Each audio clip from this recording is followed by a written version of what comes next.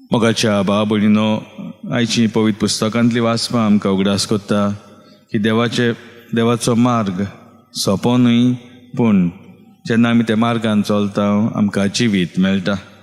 पयले वाचपान आमी पळयलां कशे भशेन हो राजा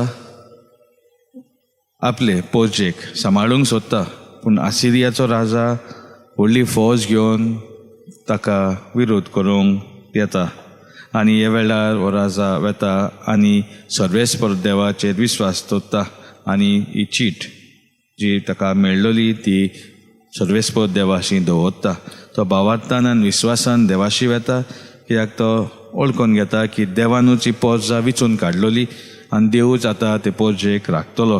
कित्याक आसिरिया बरे बोलवंत शक्तिवंत एक देश आसलो आनी तांची पोरजां झुजूंक येताली ती व्हडली आसली, आनी ताचे लागून तो देवाशी वेता हो राजा आनी देवाचो आदार मागता. आनी देव ताचे सवें पावता आनी आसिरियाचे जी फौज येता तांकां तो सोकला उडयता हो नाच करता. तर ह्या वेळार देव तांचे आदाराक पावता, कित्याक देवाचे मार्गा प्रमाणे चलूंक हो राजा तशेंच आपली पोरजां ते मार्गा प्रमाणे चलूंक तयार जाता. तशेंच जेजू आमकां शुभ वर्तमानान उगडास करता की अशी दारवंटांतल्यान आमी भितर सरूंक जाय, तेन्नाच आमकां जिवीत मेळटा. अशी दारवंटो म्हटल्यार आमी देवाचे उतरां प्रमाणे देवाचे कायद्या प्रमाणे आमचें जिवीत जावंक जाय.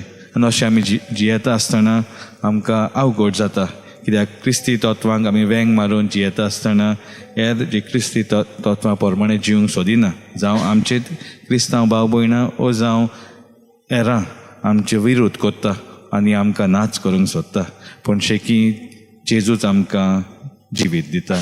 रीच कृपा आमचे पासत देवा लागीं मागुया.